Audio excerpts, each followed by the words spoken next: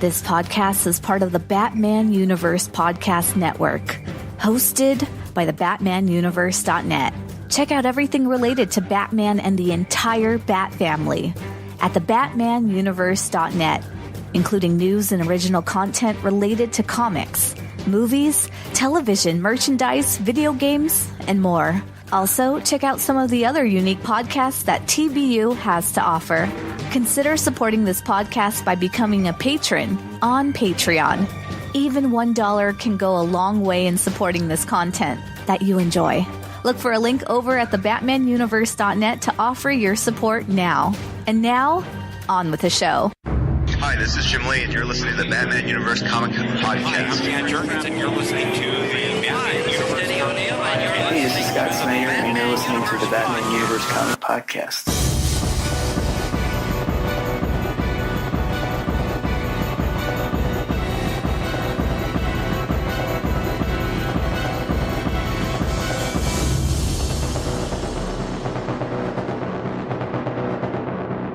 Hello everyone and welcome to the Batman Universe Comic Podcast, episode number 259. I am your host Dustin, and today I have with me... This is Ian.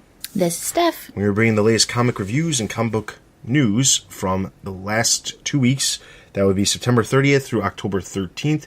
We have a total of 2 books to cover. Quite honestly, we always have 2 books to cover, except for when there's an annual. That's not going to happen until December. That'll be a weird month because this is off topic, but we didn't talk really about this last time because I didn't have the article up on the site for the detailed solicitations. But there's a Batman annual coming out in December. For whatever reason, it's coming out in the middle of the month for the year. Detective Comics only has. They wait till January. Yeah, that's true. Yeah, and I can see that that's why they're doing it, but what doesn't make any sense is the normal slot of when it would have happened would have been when the Secret Files is coming out, and the Secret... we won't be here on the pod... I mean, like, outside of Greater Gotham, because... Well, I guess it just depends on what it turns out to be. Because if it turns out to be, like, a short anthology of a, collection of different stories, is a lot of the stuff like that has tended... Well, I see that, but Secret Files has been different things over the years, so... Typically, in my opinion, it's normally like shorter stories based off of different characters to let newer readers know a little bit more about these characters. I'm looking forward to it. It definitely could be something we could end up covering on TBU Extra, but I don't foresee us covering it here on the podcast just based off of past. I mean, that could change, and when we get closer... And, well, it's really going to just depend on when it comes out, what it's going to be. But as of right now, I'm pretty sure it's an anthology because there's a bunch of writers attached to it. So I'm pretty sure it's not going to be as big as, like, some of the giants that they've been doing with, like, for Halloween and the holidays and things like that. But it's still probably going to be in that vein.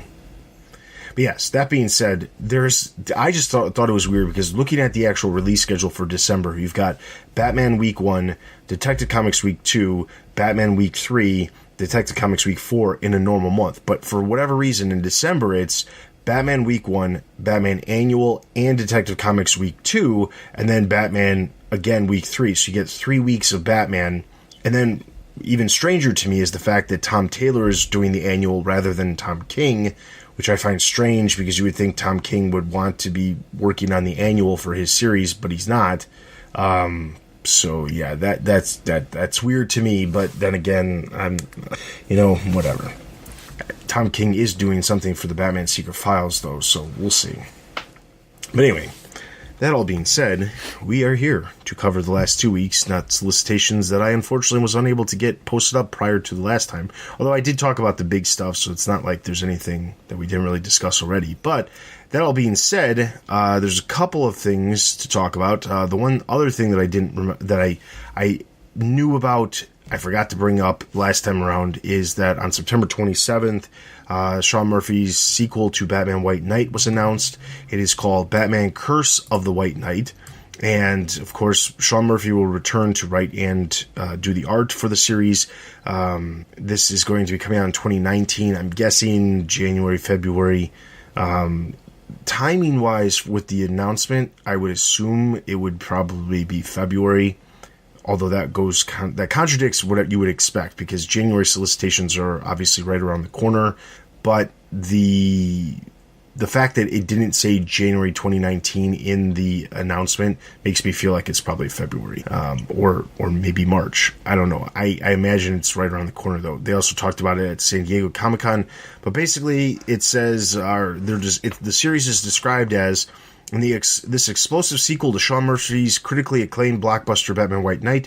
The Joker recruits a savage partner to help him expose the shocking revelation about the Wayne family's legacy and run Gotham into the ground. As Batman rushes to protect the city and his loved ones from this corrupt conspiracy, the mystery of the ancestry unravels and deals a devastating blow to the Dark Knight.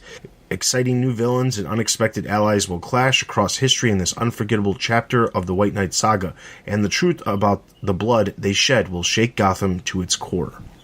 Also, the series is meant to introduce Azrael, and I'm also guessing that the solicitation, the savage partner that Joker's recruiting is probably Azrael, because Azrael's featured pretty prominently on the promo art for the series, along with Joker and Batman, so it's worthwhile to probably put that. There was an interview with Paste Magazine that Sean Murphy did, and he specifically was talking about a variety of different things. But one of the things I thought was most interesting is that he specifically was told by his editor, hey, your politics kind of like accidentally bleed into what you're writing. Not that you're trying to like push an agenda or anything, but politics tend to, like, what you write kind of trends to be with how society is going right now. What if you were to tackle religion? Which, I mean, let's be honest here, politics, religion are very heavy topics that a lot of people try to stray away from. But he decided, well, this is a challenge that I want to take, and that's why Azrael's being a part of the series.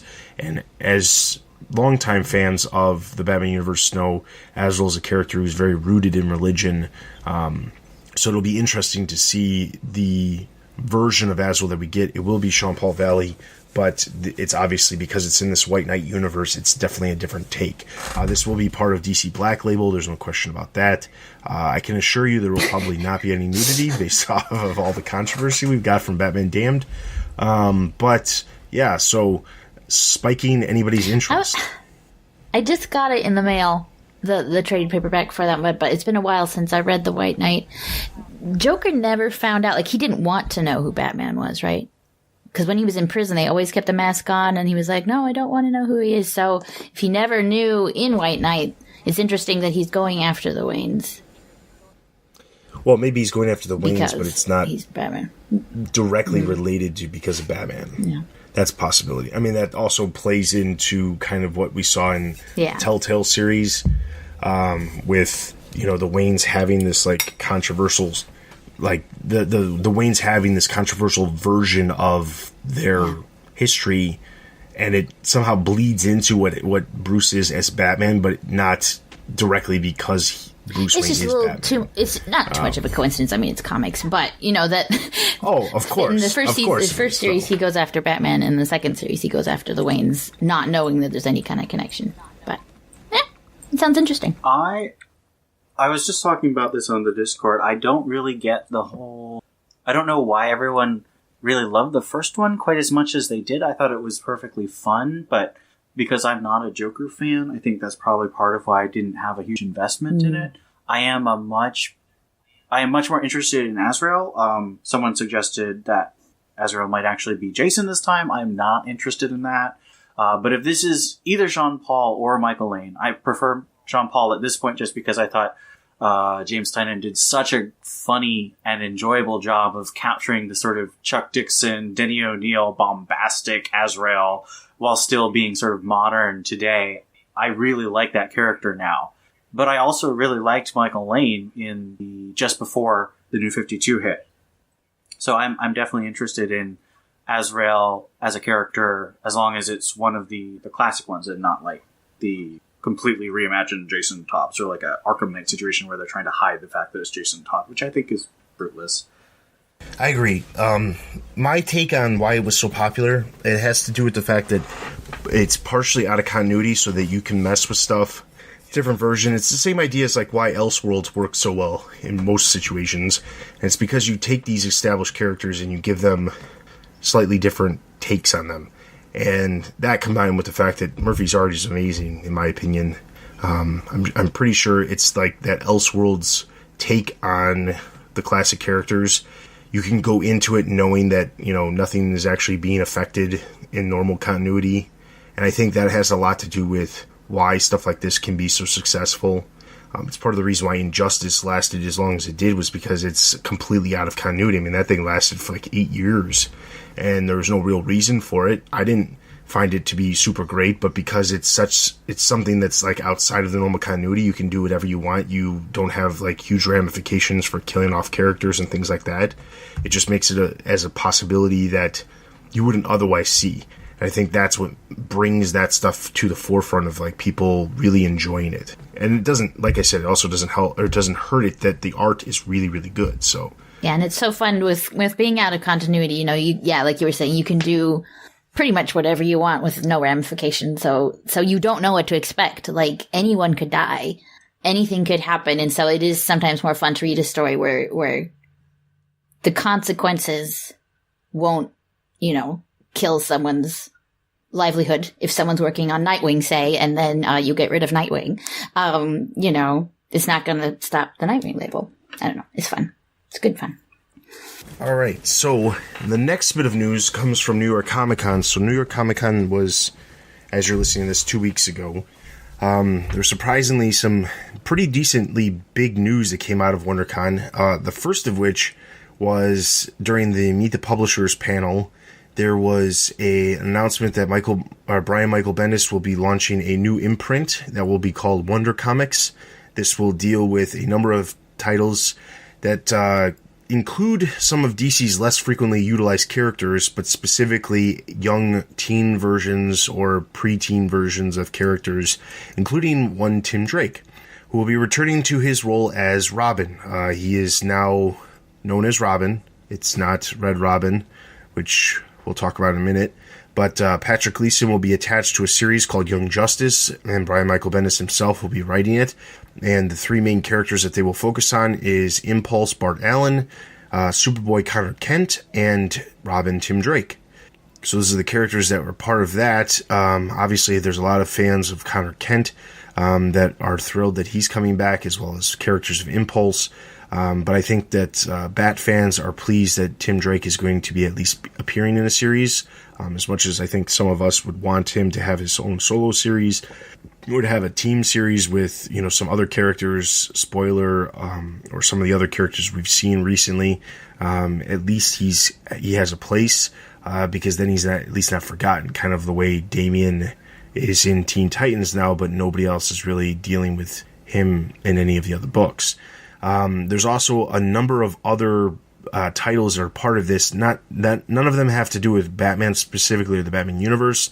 But Wonder Comics will also include a title called Wonder Twins for Mark Russell and Stephen Byrne, which, as you guessed, deal with the Wonder Twins and Gleek. It didn't say that Gleek was in it, but let's just be honest here. Gleek is going to be in.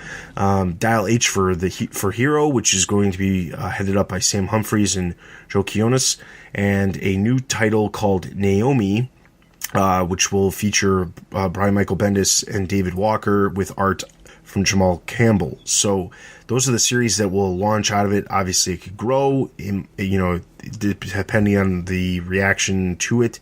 But I think the interesting thing to me is that they're introducing a couple of new characters instead of like reinventing characters that already existed. But they're also bringing back characters that have been used in a long time. There's a character that I think I'm super looking forward to, which is Ginny Hex, which is the great-great-granddaughter of Jonah Hex. And she's like some sort of like time traveler or something. The details are a little bit loose at this point, but I think that's going to be interesting. The character Naomi, that series is basically, she lives in a town. You see the effects of superheroes. It's a very different take. I don't know how successful something like that will long-term be, but it could end up being really successful. The Wonder Twins is kind of questionable as well, but again, I'm not gonna question it until I see it. But Young Justice is also going to have other characters as well pop in. So we could expect to see somebody like Spoiler pop up, which would be cool. But what do we think of Young Justice and Wonder Comics in general? So it's like a prequel? Because you said it's them as teenage or younger kids, right? Well, it's just focusing on like younger teens. The thing is, like, Teen Titans in the past was always like the sidekicks, and then they got older and became the Titans. But then the new group of Teen Titans was like Tim Drake and that, and then they grew up and they kind of became Young Justice. That's how it was back in at least the 90s and the early 2000s, if I remember correctly. Ian, correct me if I'm wrong. Correct you about what? Wasn't that how Young Justice was set up? Young Justice was kind of like the midway point between Teen Titans and Titans back when it was around. I can't give you an answer on any of the team books. I mostly read the Robin Solo stuff. But, I mean, if Tim Drake is Robin, then obviously, you know, it is in the past. It almost seems like that's putting salt in the wound, that you're bringing up all these characters that don't exist currently and saying... Bendis keeps saying this about everything he does is 100% in continuity.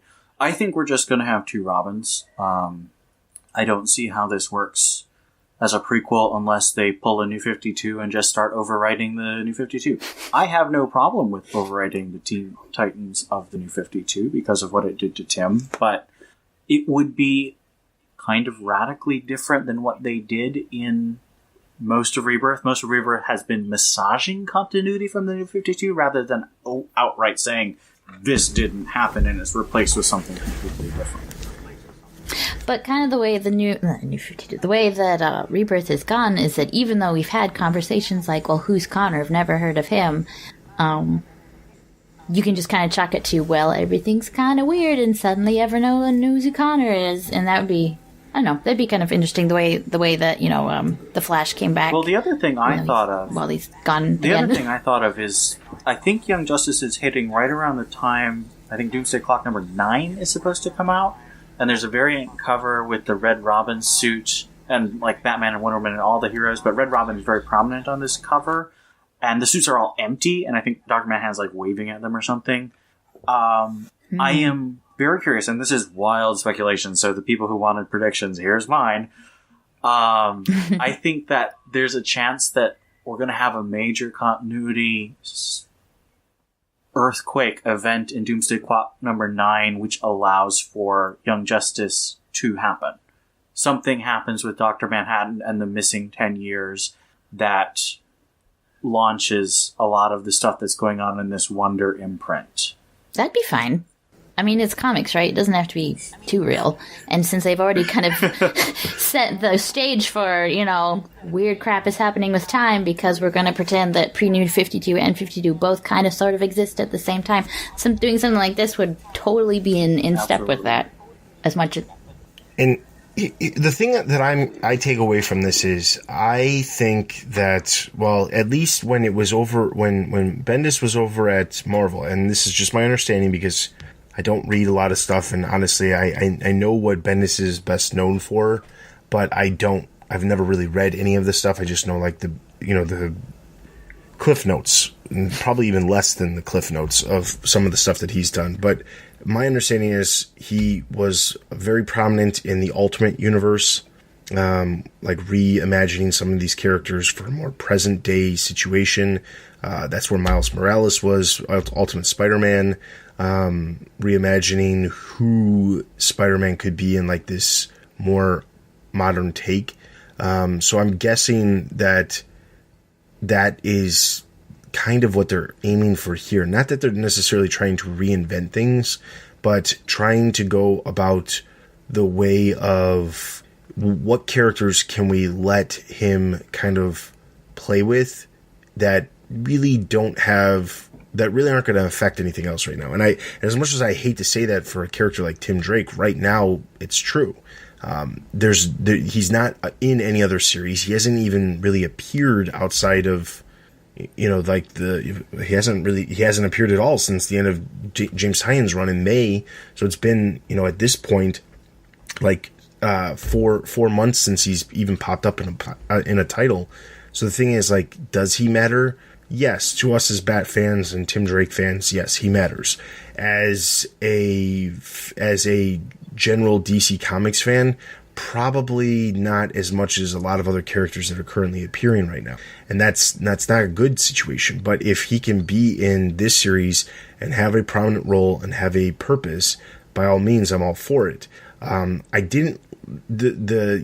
back to the beginning of Rebirth, Damian, in a way, because they ended the Damian solo series, they weren't doing a Batman and Robin series at the beginning of Rebirth, having Damian become 13 so that he could be part of the Teen Titans, because whether or not Super Sons was happening or whatever, the intent was, the main book initially when Rebirth was announced was Damian's going to be in Teen Titans.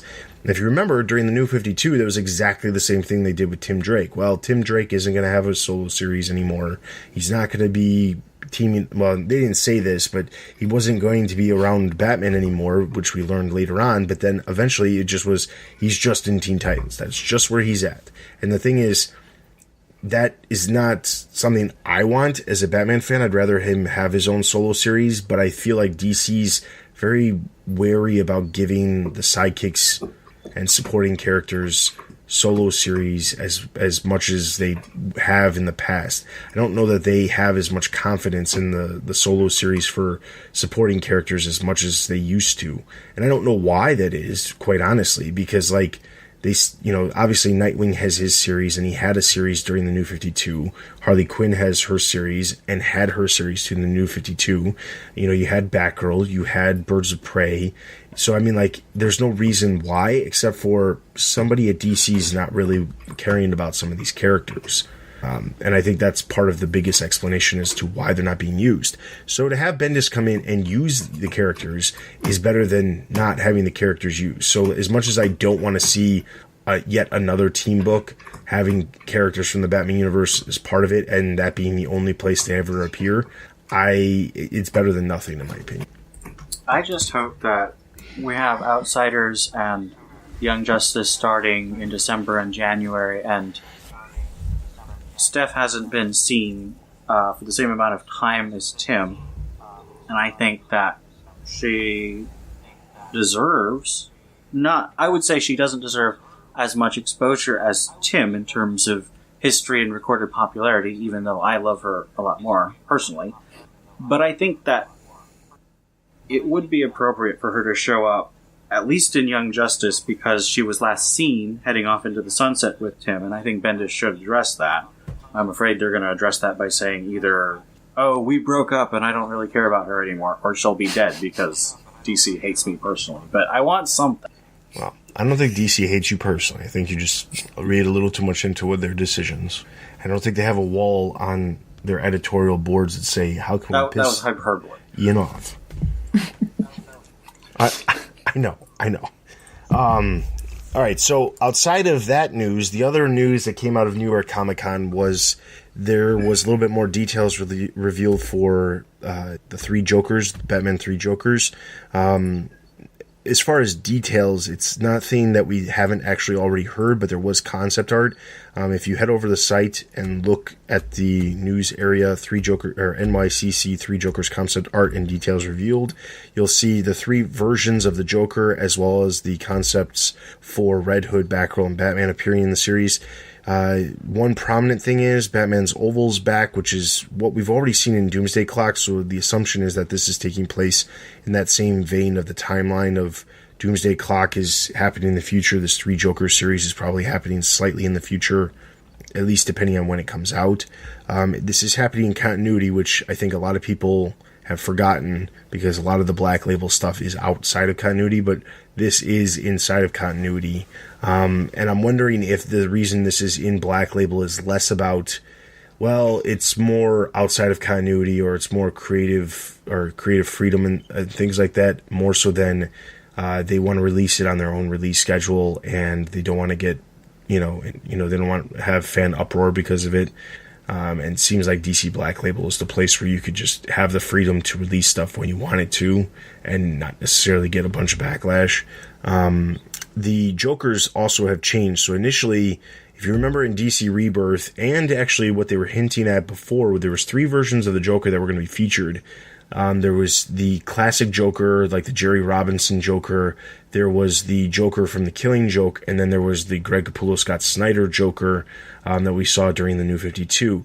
That has changed now, and they're no longer doing the Greg Capullo, Scott Snyder Joker. Instead, it's described as the Killing Joke Joker, the 60s / classic Joker, and the original appearance Joker. So the original appearance Joker, I'm assuming they're referencing Jerry Robinson, but it clearly does not look exactly like Jerry Robinson, other than just the style of what he's wearing. But I don't know how that character differs all that much compared to the classic Joker.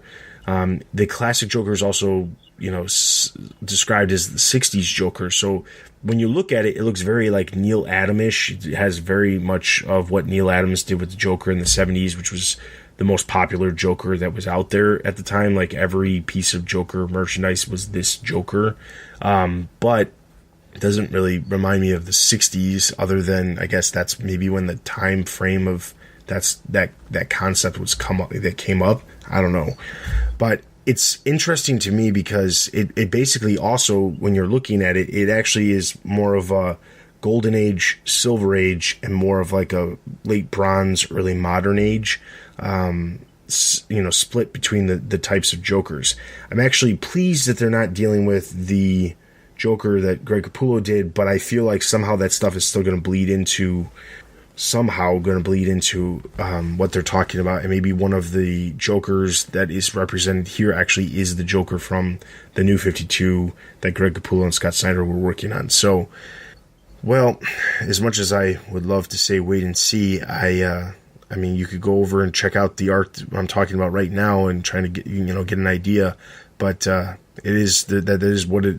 what we've got as of right now. I am really excited about this series, mostly because Jason Fabok's on art. I've loved Fabok ever since he did a lot of the early Batman Eternal issues. He's just got such a rich and detailed style and a really iconic take on the characters, no matter what era he's drawing in. So I think that's a huge draw for me.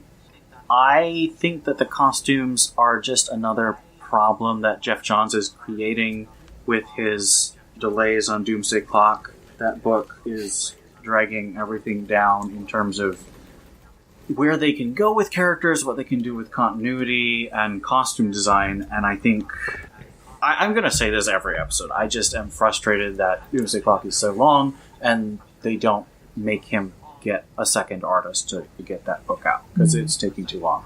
In terms of the three Jokers versions, I am actually disappointed they're not dealing with Greg Capullo's Joker, because I want one of the original Jokers, or Jason Todd, to kill that annoying, obnoxious, overpowered, edgy piece of garbage.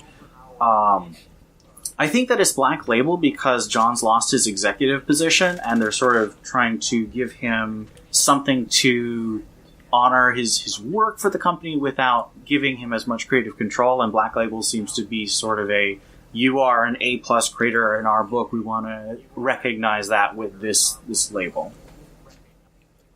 That's definitely one way to look at it. Yeah. I was also thinking, even if it's in continuity, it almost seems like it's not going to actually matter that much and not affect things very much. Like, especially with the way Tom King doesn't seem to talk too much with the other creators, I would wonder if this would have any effect whatsoever on the Batman series. Yeah. I doubt it will. I mean, honestly, I feel like a lot of the stuff that's happening in a lot of the other books has nothing to do with them. I mean, the perfect example here is if you've been reading the Titans series, and this is actually kind of a bad example, but I'm going to use it as my example anyway. If you've been reading Titans, Nightwing is in charge of the team. Nightwing is a very prominent member of the team. He went and he handpicked the people he wanted to be on his team. That's what happened back when the Justice League books relaunched, and even though Titans and Teen Titans didn't renumber, they technically relaunched with like specials that happened in June. Okay, July rolls around, he's in charge of the team. You have this idea that, Teen Titans, Justice League Dark, Justice League Odyssey are all somehow connected, because that's what Scott Snyder keeps telling everybody about, how all these Justice and team books are all interconnected and they all have a purpose and there's all a reason for it. You know, you've got Justice League, who deals with the normal stuff. You've got Justice League Dark to deal with the magical stuff. Odyssey to deal with the space stuff. You've got Titans, who's going to deal with, like, behind the scenes, like Batman's Black Ops team, which turned out to not be true whatsoever, because, let's be honest, that became Batman and the Outsiders, which had nothing to do with Snyder at all. You've got Teen Titans, which is doing their own thing, just a different group of characters, or a select group of characters that weren't in it before. And then you've got so that was the explanation. You're like, oh yeah, everything's connected, and then some weird things happen with Titans where it went from being monthly to going back to twice per month for some reason. But if you look at what's going on in Titans, there was a specific storyline that was going where, you know, there was friction between Nightwing and Miss Martian, and then suddenly Nightwing gets shot in the pages of Nightwing. Or not in the pages of Nightwing, but in the pages of Batman. He loses his memory in the pages of Nightwing. He's a completely different person. The latest issue of Titans addresses that he has been shot. It also addresses the fact that Roy Harper is dead because of Heroes in Crisis. But where does the series go from there? Like, Roy Harper wasn't on the team, so he was on the team in the past, and that's why they were reacting to it. But where does that team book go with their main lead, you know, their main character leader, who was on the book from the very beginning, not part of the series anymore? You know, are they just going to ignore what's going on in the other books? I don't know. But the thing is, the classification from Snyder of all of these team books are connected, and we want them to all make sense together, but then you have something like this happen in one book, and somehow it is affecting the other book. But what is the long-term plan for this? Like, is Titans not going to have Nightwing in it? Because if that's the case, we're not going to be covering Titans anymore on the website, because there's nobody else that's part of that team that's Batman related. But it goes back to that, you know, the continuity. How are these books affecting the other books? And, you know, we see like with Heroes in Crisis, the first issue came out. There was ramifications that happened in the pages of Green Arrow. There was ramifications that happened in Titans, for example, like I said. But, like, you see some reactions to what's happening. Well, like, Doomsday Clock's been happening because they have put it in this, like, near future. There's nothing happening. It doesn't matter how long it takes for it to come out, unfortunately, because it's in the future. Eventually, it will catch up. I mean, like, it was almost like they built that in so that they could run into issues if they needed to and delay if necessary. But rant over. I think that Justice League and the main solo books have never matched up very well. They might reference each other, like Chris Priest did I think a nice job referencing the engagement of Batman and Catwoman with the whole weird Jessica kisses Batman, and then she has a nice moment with Catwoman at the end of the run. So you have little moments like that, but I honestly can't see the Batman of any Batman run, even Scott Snyder's, really being involved in the Justice League like he is in any run that I've ever read. He just spends too much time and money on all those satellites and tech, and I'm sitting here thinking, how in the world does he have time to be the Dark Knight of Gotham if he's on this league? So, to me, Justice League and all the other team books, they're sort of, they're in continuity with these solo books if you want to look at them, but they're not essential. And I think that's fine. People like them. I don't, so I just read the solo books and the, like, small teams like Batman and the Outsiders, which I think probably will fit better because it's a much more grounded and earth political book rather than like a universe political book. That being said, I do love Justice League Odyssey, so like I don't want to diss all of it. Yeah, and I've actually been enjoying Justice League Dark, even though I don't tend to like a lot of the magical and the supernatural stuff that is happening in that book, but the way Tynion is writing, it's actually really interesting. I mean, it obviously doesn't hurt that Detective Chimp is in the series. Dustin's either, like third favorite characters in a book, and he likes it. I'm shocked. Yeah, shocking. No, but the thing is, like, it is slightly annoying because it does come across as like there's no real explanation as to why certain characters are part of certain teams. Like, you've had Nightwing leave Gotham because he doesn't want to have anything to do with Gotham, and then go to Bloodhaven and establish his own thing. But then over in Titans, he's running a team that's basically like the B squad for the Justice League, which was dictated by the Justice League, including Batman. And it's one of those things where it's like, but why? Why is it happening? Like that's not to say that I would want to go back to like the 90s where a lot of the team books were like, I'm talking early 90s here, but like a lot of the team books were like not throwaway characters, but very much less well-known characters. Like what Titans was in the early 90s was quite sad. And if you have not that I encourage you to go pick them up, but if you somehow stumble across a pile of Titans books from the early 90s, they're not good. Just like a lot of the team books around that time were just not very good. And I think the biggest thing is just having team books jeopardizes what you're trying to accomplish in other titles. Like there's nothing wrong with having reactions happening, but the thing is, a lot of the time, the stuff that happens in the books, it has, like, especially if you want it to feel like it's heavy, it has weight to what's occurring, you don't want it to be completely ignored in the other titles. I do like that there are certain writers who feel compelled to, like, have those nods to some of the other stuff that's happening outside of their own titles, but there's not very many writers right now. The vast majority of DC's, like, top-tier writers do not adhere to the idea that there are other books being published. They care about what they're publishing and what their story is. They don't give a crap how it affects the other titles. And it's really bad that way, in my opinion. But I think that's what it is. As nice a guy as Scott Snyder is, he has sort of set this pattern for a lot of writers of being really... I really don't like saying this, but I feel like he's an extraordinarily selfish writer. And I think there's a certain amount of writing yourself, expressing yourself in any writing. But there was a sense all the way from Denny O'Neil in the 70s through Chuck Dixon and Doug Monk in the 90s, through Rucka and Brubaker in the 2000s, and then Grant Morrison in the late 2000s and early 2010s, where everyone saw themselves as being part of a team, and you may have really great ideas like Batman Incorporated or Nightfall or Denny O'Neil's directions like Year One and The Killing Joke and all these things that really fundamentally changed the character. All of these fundamentally changed the character of Batman, but they worked together. Scott Snyder has explicitly said, as Tom King has said, that he doesn't work well with others. He doesn't like telling other people what to do.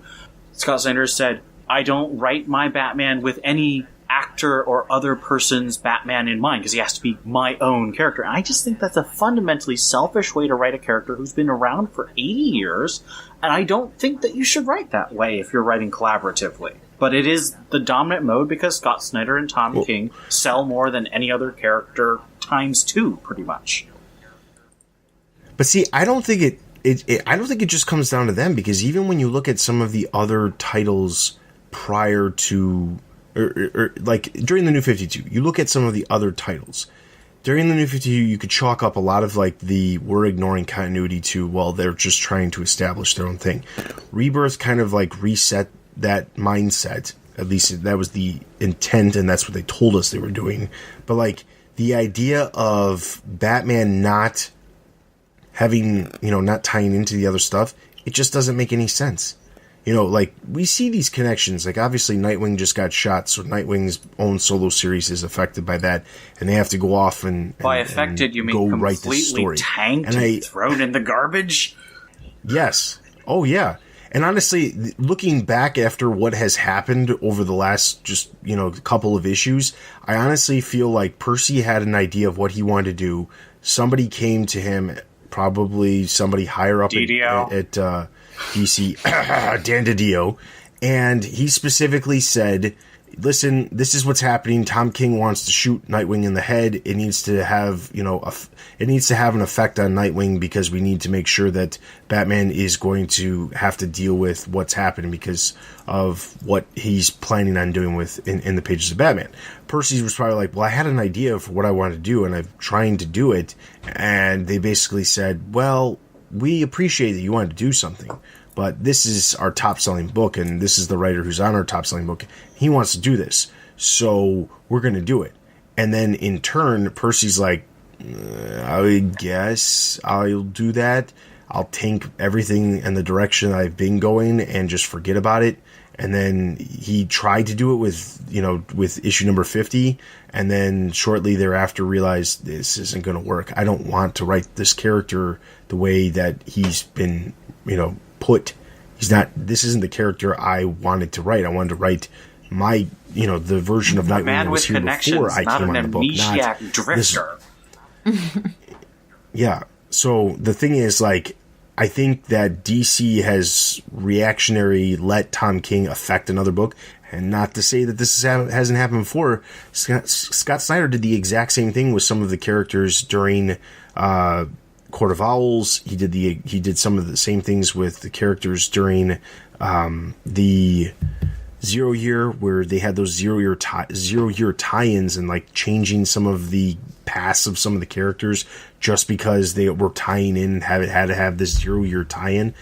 They did the same thing with with the Joker story, Death of the Family. There was fundamental things that were happening in Snyder's run and now in Tom King's run that is affecting the other books, but they're not looking at it Tom King and Scott Snyder are not looking at it from the perspective of this is affecting what other people are doing. They're just looking at it from how can I make my story my story. And that's the problem. That's the problem with what's happening right now. I appreciate DC, at the beginning of the New 52, they made this big deal about we want to make sure that people who just want to read Batman can read just Batman, or people who just want to read Detective Comics can just read Detective Comics. I appreciate that. But going back on that, less than a year later, by having books tie into the one series that everybody's, buying, not directly tying in, but making a reference and saying, hey, this is Night of Owls. Have you read Court of Owls? No? Well, why not? Go pick it up right now. It's available in trade, the first volume. And the thing is, it's one of those things that it bugs me, because saying we don't want everything connected, but we have this necessity to have books tie into what sells really well is really annoying. And they get, at least, I will say this, at least with the wedding and how the wedding happened, they at least did not force those wedding preludes to take place in the actual main characters who are involved in those preludes books, because that would have sucked really bad. So I give them props for that, but that's all for So you like things to tie in and be in continuity, but when they're huge things that destroy, Nightwing is destroyed right now. It's that's not a question. It's no bueno. Yeah, the thing is, yes, I love things tied in. I love continuity, but it's not, it has more to do with, the idea of, this collaboration of a group of writers rather than one person controlling the fate of characters they don't even normally work with. Yeah. And that's the biggest problem. I don't want Nightwing's fate to be decided by Tom King, who has only had him appear in a couple of issues. That's not what should be happening. The person who's writing Nightwing should have the creative ability to write Nightwing the way they feel Nightwing needs to be written. If they want Nightwing to be an amnesic, this guy who's got amnesia and is a loner, fine. Let them do that and let them see if it fails by themselves. Don't put the writer in a position where they have to write this because somebody else decided to do this, but then that person who decided to do it isn't even going to show the ramifications of what actually occurred, because that's what's bugging me so badly about this Nightwing thing is he gets shot in the head and we immediately go to Batman going for vengeance instead of dealing with the fallout of this emotional thing that happened to his ward. And that's the thing. It's the same exact thing he did with Catwoman. The Catwoman thing blew up, and instead of seeing what happens, we go right into something else, and we just see small hints of him being angry and him being frustrated, and that's really just, I don't know. I don't know. I just keep thinking of a year ago when Tom King was interviewed at New York Comic Con, and he made the comment about, I don't want there to be a fine line of this is what happens and this is when it happens. I want people to kind of read it and interpret it their own way. And I keep thinking, how could you possibly think that is a good method of writing? You don't talk to a lot of creative writing majors, do you, Dustin? I don't give but that's here's the thing, okay? I am positive, like if you look, and I can't sit here and say which ones, but I would assume that if you look at like the top selling groups of books, not just like a single book, but like a group of books, not comic books, but like books, fiction books that sell really well. The writers who are writing those books and the ones that do really, really well in sales and end up getting like movie deals or TV deals or whatever they end up getting turned into, those books, I doubt greatly that like you're sitting there reading the book and imagining what happens in between what's being written, because they're laying it out for you. Well, just aside from that, when you're writing for such a popular guy like Batman, and depending on what other authors do, if they're looking at that going, okay, now our story has to line up with this more or less, especially if it's something so major, it does matter what you're writing, and it does matter what happens between, because It's going to affect other writers. Yeah, I get you. Yeah. And it just goes back to like what Ian was saying about just being selfish writers, and it's not saying that the person themselves are selfish. You know, Scott Snyder and Tom King are actually very nice I want to people, stress, like I've talked to both of them. They're really nice. Yeah, but they're really good guys. But the problem is they don't. They're there to tell their story, and that's what it comes down to. And how everything else plays out, you know, how it does in the other books, that's not their concern, because they're just telling their story. And that's the thing, like, it's a very different mindset. And I don't know if, and I honestly believe that a lot of it has to do with editorial. They let these writers who sell really well do what they want, and they don't care about what happens in the other titles and how that could affect those other titles, because they just assume, well, hey, this book's selling 100K every single month. We're going to let them do it because it's selling 100K. If the one book that sells 30K suddenly goes down to 20K, well, that's a big drop. It's not like Batman's making up the difference in what that book is, the other book's losing. And that's the thing that I think editorial should be able to step in and say, wait a second here. You know, you're affecting this character and sales are going way down. You're not selling 10,000 more copies to make up that difference. You affected that character. That's not something that's okay. And that's where they should be drawing the line. And I don't think they are. And I think during the New 52, there was plenty of series that like were doing like, you know, decent numbers, and they had slowly dropped over time. And it's not directly related to what was happening, but the fact that like everything was its own story, everything was not connected, there's characters doing different things in different books and contradicting it, that's a big problem in my opinion. Like it doesn't work. And I know longtime listeners are going to say, Dustin, just shut up, man. You talk about this too much. Not everything can be connected. Continuity is not the be all end all. And that's, you know, you just get off your high horse. But the reality of it is, you know, I might think that. I know I'm not the only one. I know there's a lot of readers out there who really want the stuff to be connected. Not in a way where you must read everything, but connected in a way where, like, you're at least addressing characters, you know, the things that are happening to characters. And I say that knowing, yes, what happened in Batman with Dick Grayson, and now it's being, you know, mentioned and reacted to in the pages of Nightwing, but I don't think it should go that direction. I think it should go the other direction. If something happened in Nightwing, then it should be like related. So if the idea was Tom King has this idea of how to make Batman, you know, really, really badly emotionally hurt with the stuff with Catwoman, then the writer on Nightwing says, what if we did this? I've got this idea where we take Nightwing and he loses his memories and he becomes a completely, you know, 180 opposite of what he actually is. And they're like, well, that would be great. I bet I could make it, I could tell a story that would also like impact my story and make it, you know, jump out further. And then that's what ends up happening. But that's not what happened. It's the reverse of that. And Tom King is affecting what's happening in the other books. Well, so I have two comments on what you're saying, because I think we got a lot of really, really good reactions and insights there.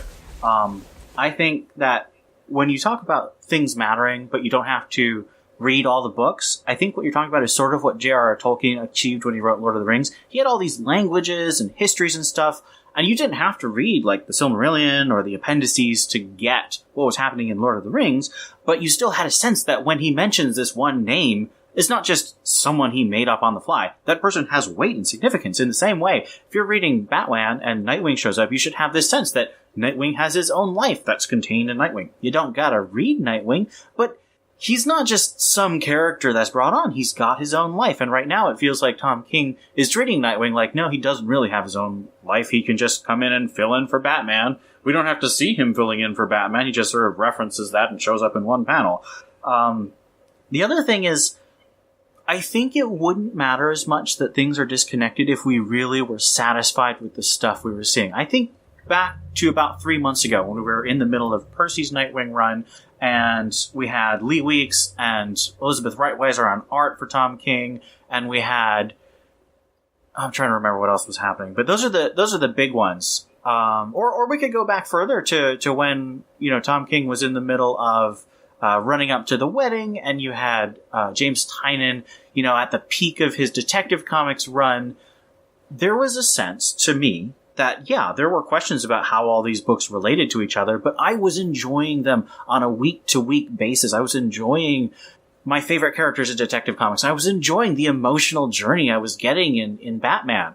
Now, I just have to have faith that Tom King is going to be doing a good job in the long-term story, because I'm not enjoying it on a week-to-week sense as much. So it's not, my mind isn't satisfied, so it asks these questions. When my mind is more satisfied by the stories I'm reading, I can ask those questions, but it's more about, it would be nice, rather than this is part of the essential enjoyment because I'm not getting it from the writing itself. So I think there's a couple different things going on that I think you're rightly reacting to. In defense of Tom King, though, and I don't do a lot of, reading of Twitter or the motivations behind stuff, there's not been any mention, I don't think, of memory loss in Batman, has there, or of personality change. No, there hasn't been any mention of anything. He basically just was like, he got shot in the head. Then why did Nightwing write him as having memory loss and a personality change? It doesn't appear to me that that's a Tom King mandate. Nightwing takes place in 3 months in the defense after, of that. So Batman's right after he got shot, Batman goes to hunt down KGBs, and Dick is in a coma. Nightwing's 3 months later when he's walking around again. Right, but if it's true that Nightwing doesn't affect Batman and isn't going to be in Batman, then why go so far as to say we're going to completely relaunch Nightwing as Uber Robin or Uber Nightwing, Uber Rick. Uber Rick, right? Driving, I don't know, it just doesn't seem completely fair unless it really was Tom King and he is going to use the amnesia in his story to say it's all Tom King's fault that Nightwing is so drastically different. Because from what I've seen, at least, it doesn't look like they are going so far as to say, yes, Dick Grayson is in the hospital and he may have amnesia and personality change. Wait, here's the question, though. Okay, so maybe Tom King didn't say he has amnesia. He doesn't say that he's not going to be Nightwing. Maybe Tom King doesn't decide that. But I guess maybe this is an assumption on my part, and we all know what you do when you assume. But the assumption on my part is that if Tom King wanted this character to be shot in the head and for it to matter, it would make sense if something like this, or at least what we're seeing play out in Nightwing, happened. Because if he just got shot in the head and he was just hurt, okay. And honestly, what we're seeing in Tom King's run with the KGB storyline right now, what we're actually seeing is not something that would be outside of the character of Batman. So in the defense of Tom King, sure, maybe there is another direction, but I feel like, I don't know, it comes down to the problem is we just don't know who it was, and unless Percy speaks up on his own, which I don't think he will, because unless he gets a lot of really good TV deals, which I know he does have some TV deals in the works, with stuff, I don't know that he would burn bridges with DC by saying also, Percy's what actually a professional, happened. Unlike certain other comics writers on the news recently. Yeah, so the thing is, with him being the way he is, I don't see Percy coming forward and saying, listen, I intended to do this. DC came to me and said, Tom King's doing this. We want you to do this as reactionary to that, which is going to tank my entire story that I was doing. And I'll say this, I wasn't enjoying what was happening in Nightwing leading up to, Nightwing number 50. The Nightwing number 50 stuff, as much as I disagree with it, it is interesting, and I'll say that. I don't like the direction they're taking the character, but I do find it more interesting than what we were getting with that weird digital stuff. Counterpoint. So there's I that. loved it. Yeah. So there's that aspect of it. So yeah, there's that. I do feel like it just comes down to DC wanted to push this character in a specific direction. There's been a lot of talk online about this is Dan DiDio trying to get Dick to be somebody different. One of the questions he was asked at New York Comic Con at one of the panels that I read online was somebody said, what is the thing that you dislike, or what's the thing you dislike the most, or something like that about characters within the DC universe? And he said something about the fact that, like, you have characters like sidekicks that eventually grow up.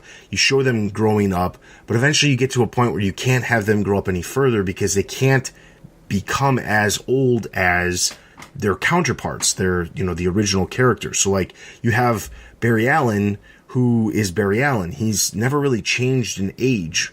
Obviously there's a chance that he's aged, but he's that age where you don't see age actually taking effect.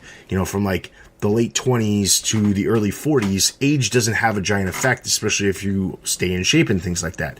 With a character like with Dick Grayson, going from a 12-year-old boy as Robin to being like a 20-something-year-old man as Nightwing, that is definite age change. And you've got this happening with other characters.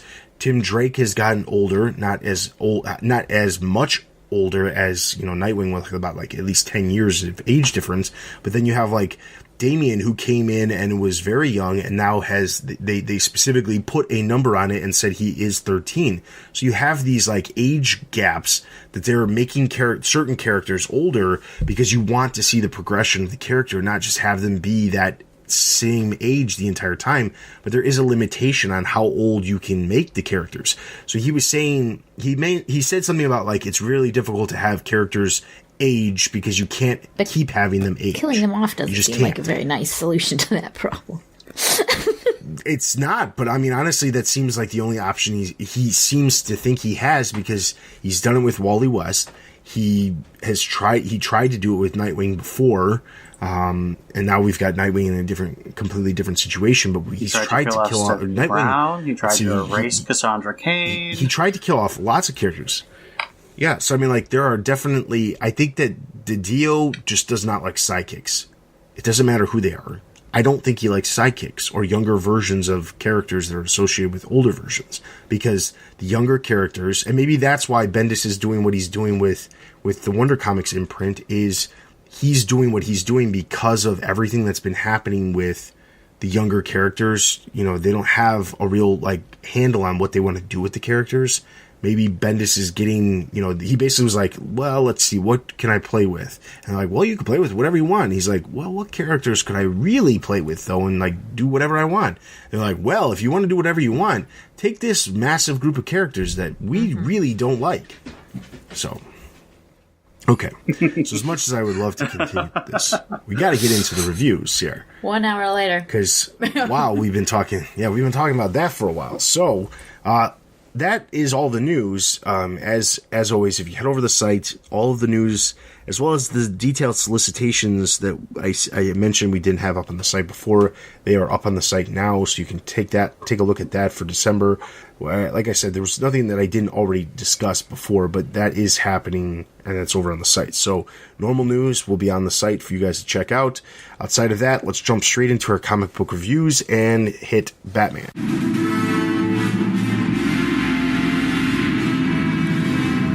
Batman number 56, written by Tom King, art by Tony Daniel.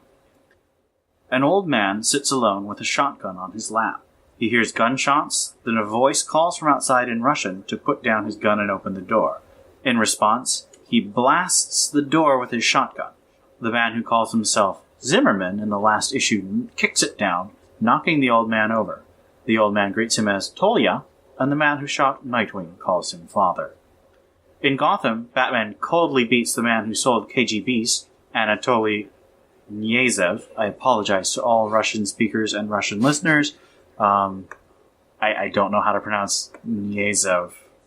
but he's called Tolia by his father as a diminutive nickname. So Batman beats this man who sold KG Beast the gun, then tells Alfred he can find his man, perhaps the best professional killer in the world. KG Beast asks his father how long it's been since he drank. 26 years. As he reminisces about how his father was a beast when drunk in his memories, he gives the old man a glass of alcohol, and he drinks. Fighting ninjas alongside Bronze Tiger, Batman learns that KG Beast killed everyone who trained him except his father. Tiger expresses concern for Bruce's pain due to Selina and Dick, but Batman insists that he tell him where KG Beast's father is. Tolia's father asks about how he lost his arm, then slaps him when he finds out that Batman took his arm and Beast did not take one of Batman's in payment. Batman, captured by the new god Kanto and suspended upside down, demands to know where KG Beast is, even though Kanto thinks he's just going to saw Batman in half. Threatening to reveal Kanto's whereabouts to Orion, he learns that KG Beast's father is still alive, then escapes his bonds and knocks Kanto out. As Tolia's father continues to drink, Tolia tells him that he was recently paid a lot of money to take Batman's son. The old man approves, but says an arm is more important to a man than a son. As Batman works his way through the Russian bureaucracy, he learns that KG Beast's father lives 307 kilometers from anywhere, in weather too cold for vehicles or animals. After wrecking 3 bat planes, Bruce starts walking an over 2-day trek without stopping. He loses Alfred's signal but continues walking with the sound of the wind, snow, and his footsteps as the only thing in the world.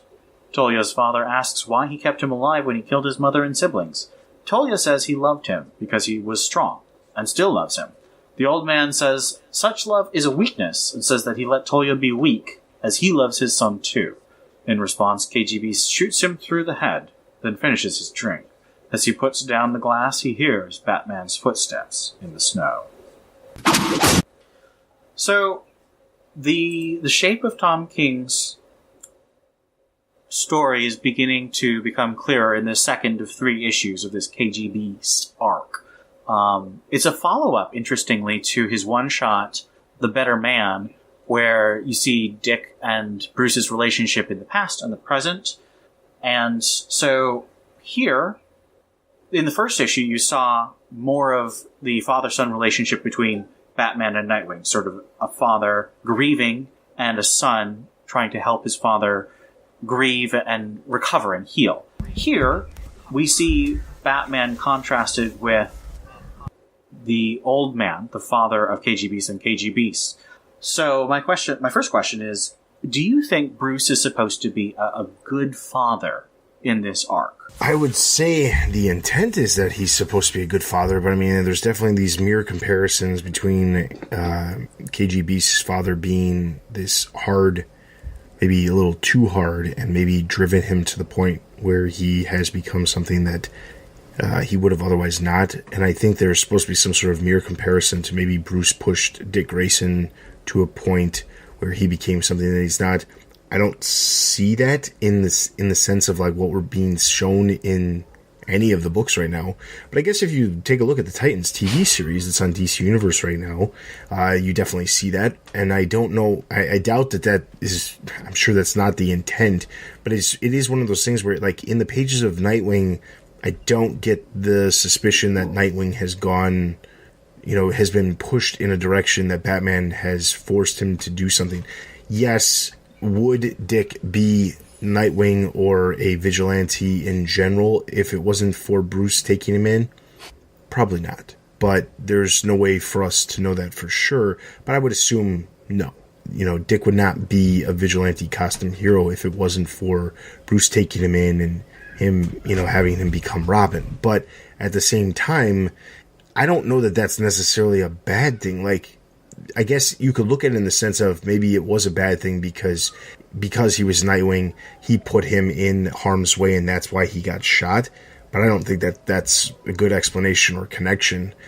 So if it is meant to be some sort of mirrored version of it, it's not the greatest mirrored version of it because I don't see Batman being, obviously it's a different take, but it's not like he's pushing him to do something that's I don't know, like to the same extreme as what KG Beast has become. Well, wouldn't you think that Batman not as a being abusive towards Dick would be like a positive contrast? Well, yeah, it could be a positive contrast, but I don't think that's. I don't know. I feel like the connection is he pushed him to become Robin, and then he became Nightwing, and he was in harm's way because of his relationship with Batman. If he didn't have a relationship with Batman, he wouldn't have been shot.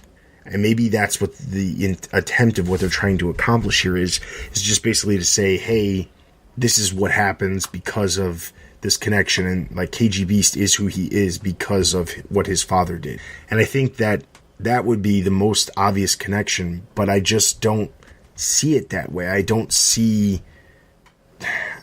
I mean, like, that's probably not what Tom King's in trying to imply here, but I feel like if there is some sort of mirror of what is happening, it's not, like, I don't know, I guess I just don't see if there's meant to be a connection, which it definitely feels like there should be, because of what's being shown with the father of KG Beast, I don't see it trying to be anything but what I've been saying, so I just don't know why that would be the thought process of what they're trying to What if it's not mirrors so much as parallels?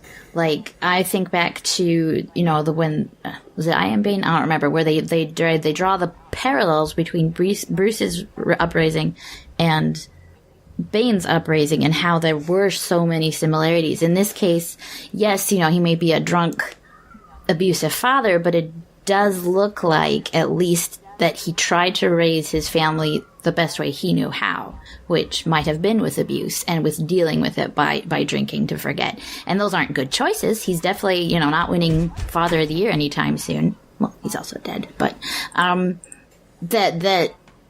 that he still, he wanted to raise a strong family. He wanted his son to be strong. He keeps saying, this is what you should have done because it makes you stronger. This is how you should have reacted because I don't want a weak son. It's, again, terrible father, but he's doing what he thinks is best. In the same way, Bruce always tries to choose the best. I mean, you'd consider anyone not a Batman fan if they said that Batman is making choices not based on what he thinks is the right thing to do, because that's what Batman prides himself on, is always doing the right thing, or at least what he thinks is the right thing, right? So there's that parallel of both fathers raise their son how they think a man should be.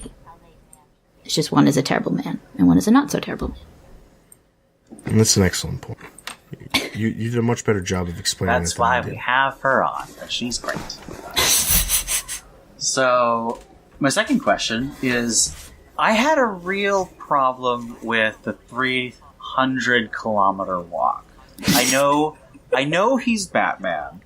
I know it's because I'm Batman. Right. But 300 kilometers, 2 full days, walking, no sleep, apparently no real food, definitely no water, because it would have frozen on his mouth. Mm-hmm. In weather that could freeze engines.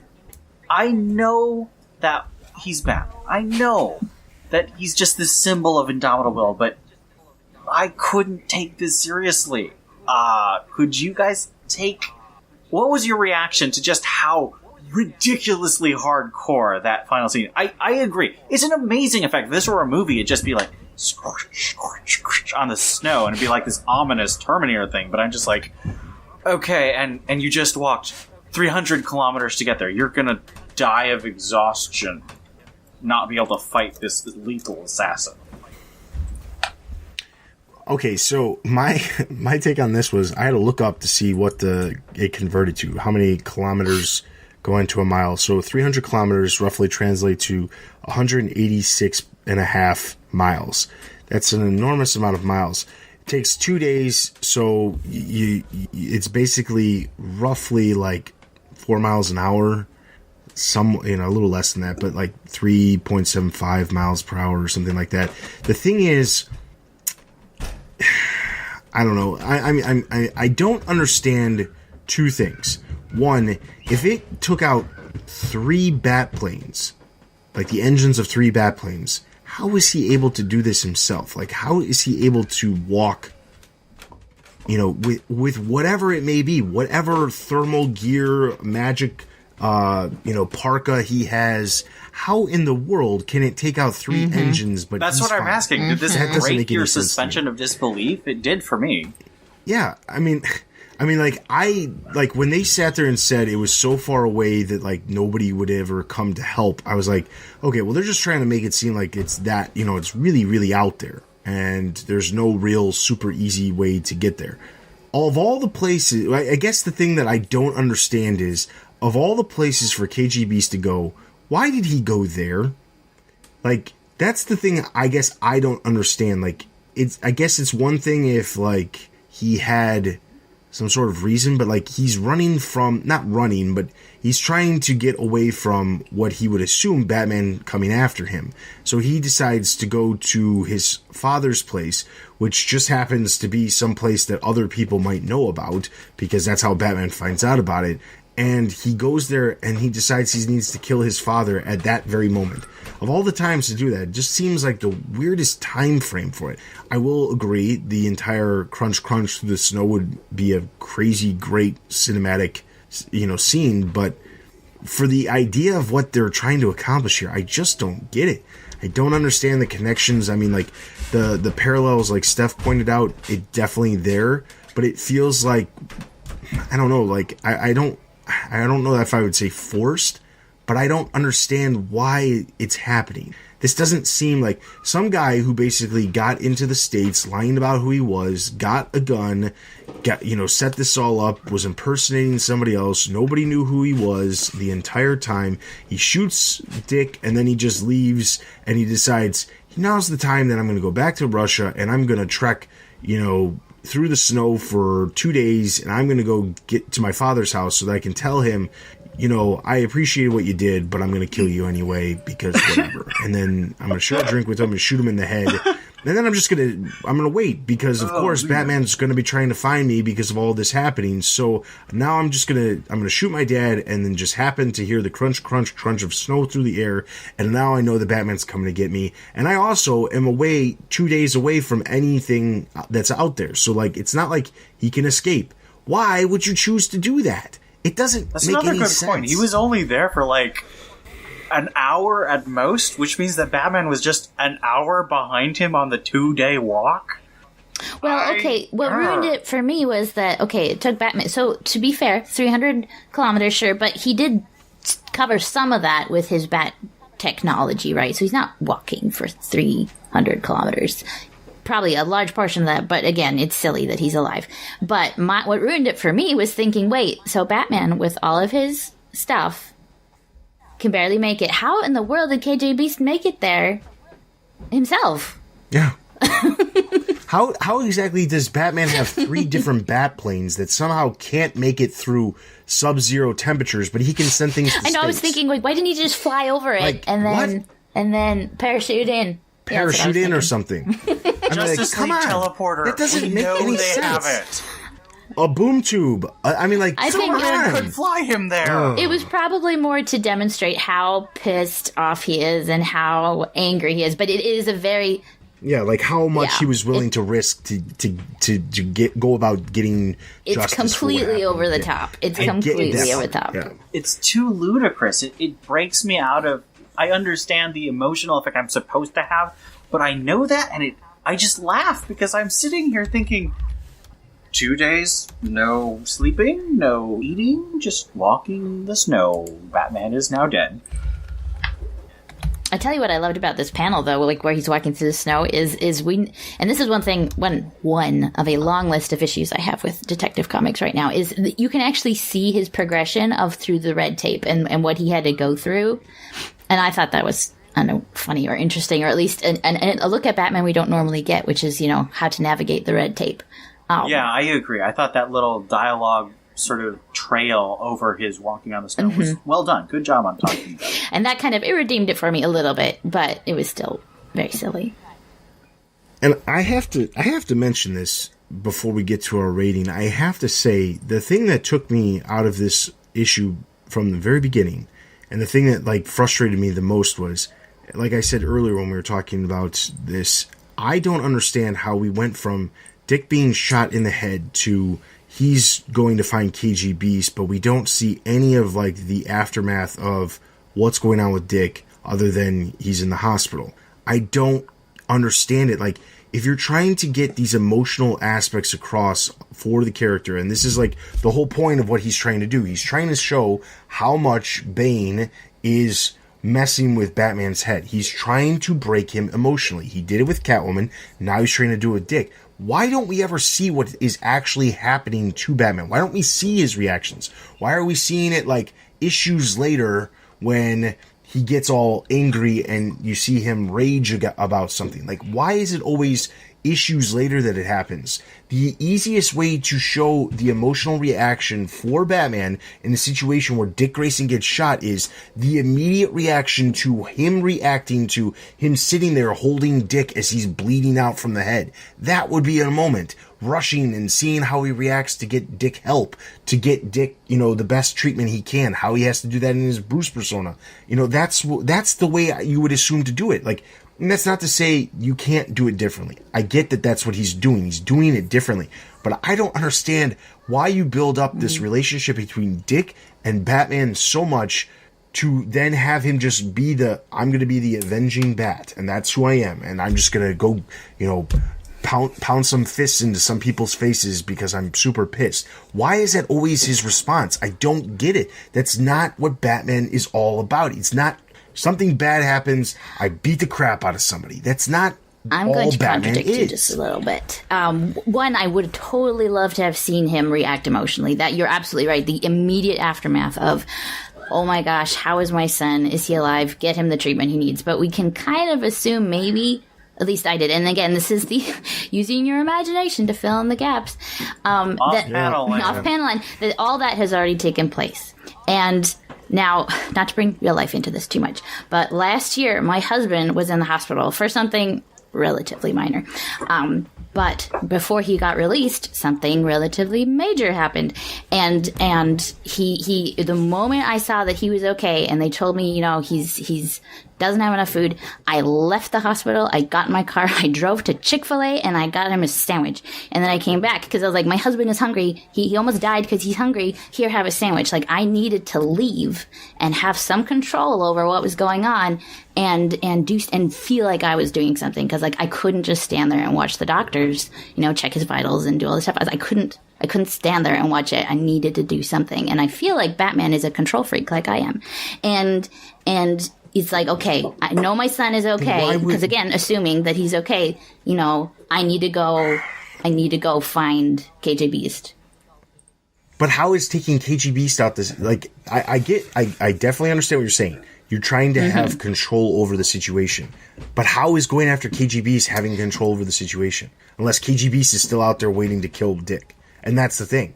I don't see it as the same thing. I see it as Bruce is, like, if Bruce, the thing in my mind would be, he gets shot, we see the reaction of him going to the hospital and Bruce being like, I don't care which specialist I gotta fly in. He flies in the specialist. Yeah. That would be him controlling the situation. Him going after KG Beast doesn't seem like the same thing. In the parallel of like what you're saying, it would be like the doctor saying he doesn't have enough food.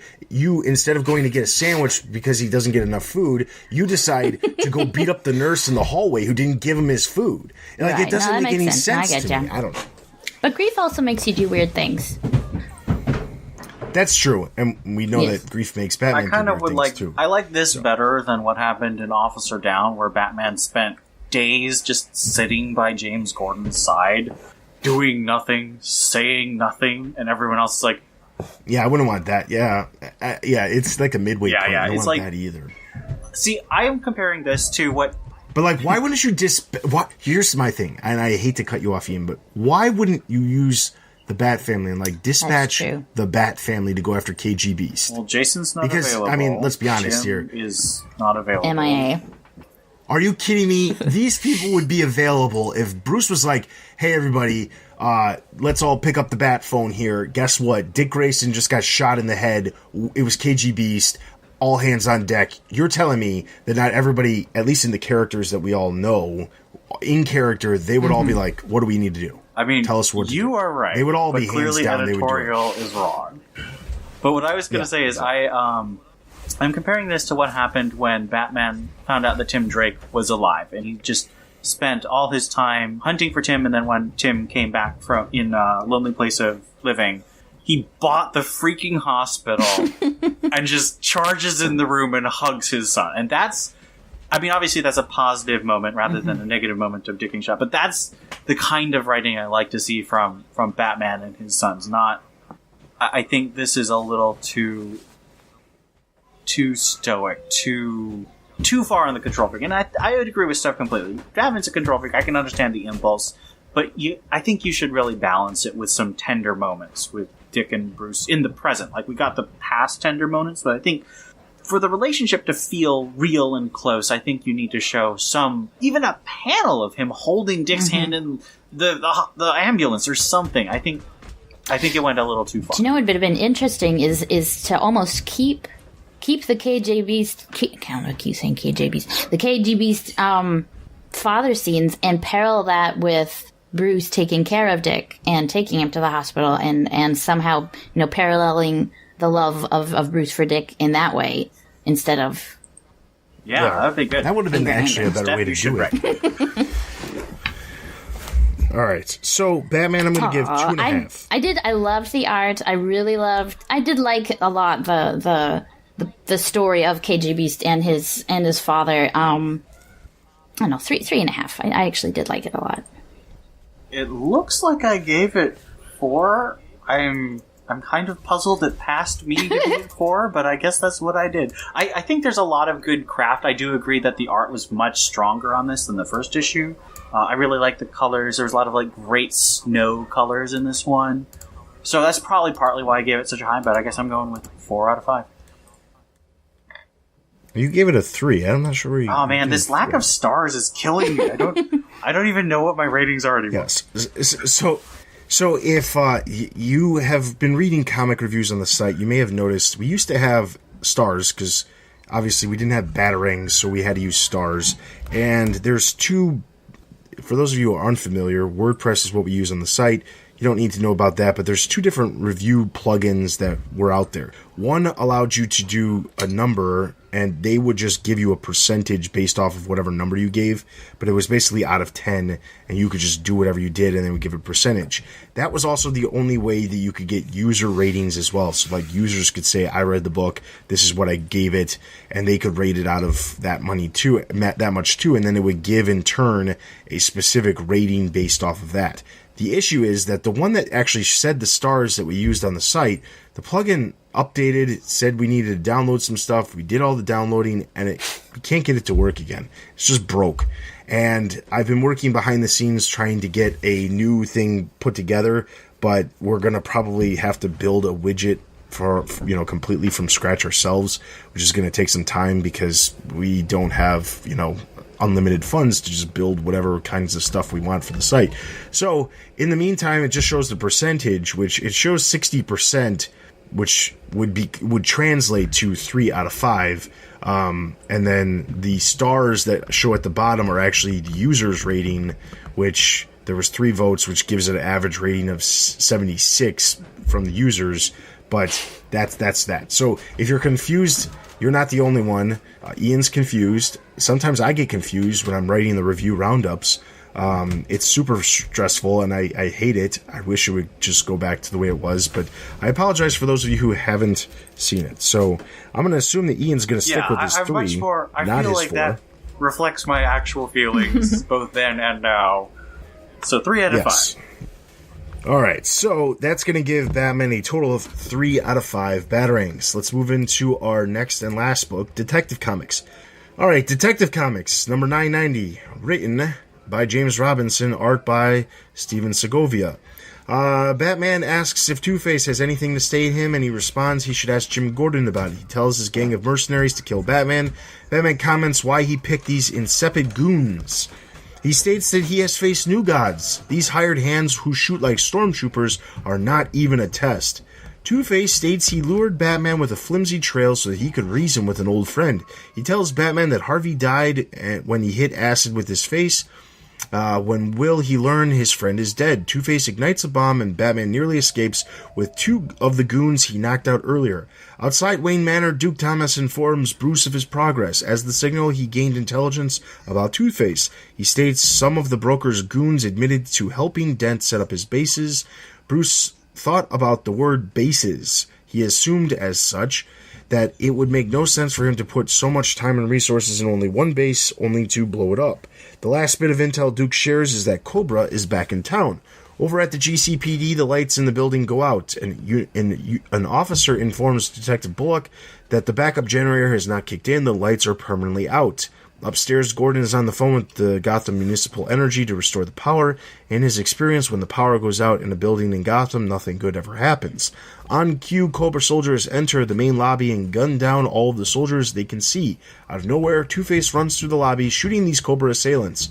Specifically, he saves Gordon, who is trapped in the stairwell. Two-Face recognizes that he just saved Jim. They meet eye to eye, and Gordon realizes his old friend Harvey saved him.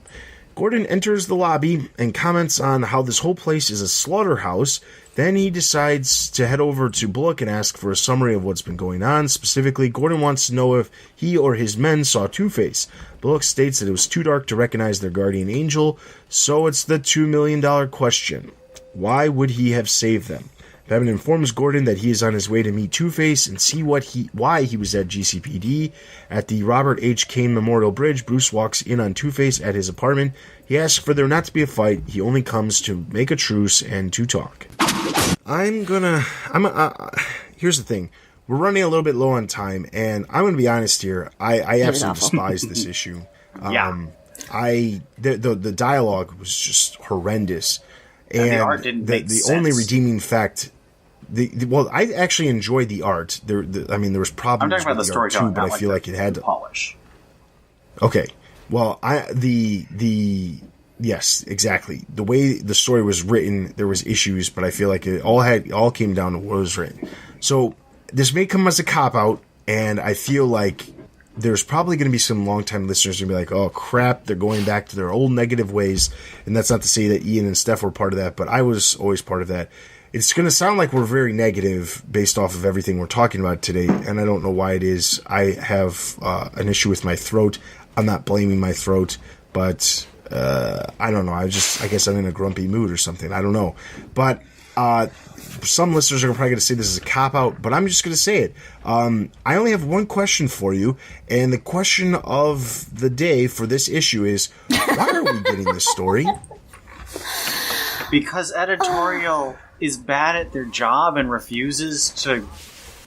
I say this every issue. I don't look forward to Peter Tomasi's run, but he at least has a plan. I know he has a plan.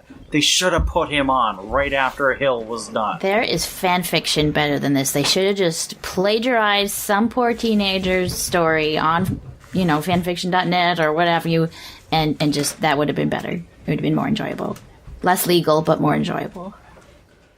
I honestly don't get it. I really don't. I mean, the thing is, this story makes no sense. Like, James Robinson is doing his best job of trying to, make sure everybody knows that, hey, this is not an inventory arc, even though it definitely is, because he keeps referencing all these other things that are happening in the other books. Not like a ton, but there's enough there where you can tell it's just not like an arc that was written ages ago and they're just plugging it in now. But it's one of those things where I just don't get it. I'll say this. The intent of having Two-Face come back after not seeing Two-Face since All-Star Batman was intriguing. What we've gotten so far makes absolutely zero sense. There is nothing in this story that, I don't care. What was the point of having Cobra come into GCPD? Why did they come there? Why does Two-Face show up? Sure, we'll get the explanation probably to why Two-Face showed up. But why is it that... Yeah, I mean, it probably will. I mean, I just don't get it. I don't understand how we went from James Tynion's, super connected everything to, we have one issue in between Tynion and Hill, but that issue was actually pretty decent for just being a standalone issue, to Hill's being pretty connected to, at least referencing back to what Tynion was doing, kind of like a transitional from going from, the Gotham Knights, where it's Batman and a group of team members, to Batman and a smaller group of team members, possibly setting up, more of like, as we hear so often, the detective, the detective stories of Batman, because detective is in the name of the word. And here's the thing. I've said it before. I'll say it again. I don't have a problem with detective stories. I don't have a problem with standalone Batman stories. But I don't feel like a book like Detective Comics is the place for it. And here's why. Detective Comics has a legacy. I mean, we're going to be hitting 1,000 issues next year. Early next year, too. It's like March, April of next year is when Detective Comics number 1,000 hits. When that issue hits, that's a legacy that is humongous. Action Comics, sure, has been around for 1,000 issues too, but it actually hasn't been around as long because Action Comics has been rebooted multiple times over the years, way more than Detective. Detective actually ran up to New 52 and then it ended, but Action Comics, I think they rebooted it and adjusted the numbering a couple of times. And Detective Comics never did that because I remember distinctly Detective Comics getting like a world record of like the longest running comic series before the New 52 happened. It's like the San Diego before the New 52 where they got like a world record for the longest running comic. And then all of a sudden it all went to crap because the New 52 happened and they insisted on renumbering everything. And they tried to act like renumbering Action Comics was a big deal, but they'd already done it multiple times. My point is, Detective Comics is a legacy book. As much as Batman is the top-selling book of the Bat books, Detective Comics is still a book that they're not just going to get rid of because of how long it has been around. It should be treated as such. It shouldn't just be simplistic stories that talk about what Batman does every single night. It shouldn't be like that. It should have some sort of lasting impact.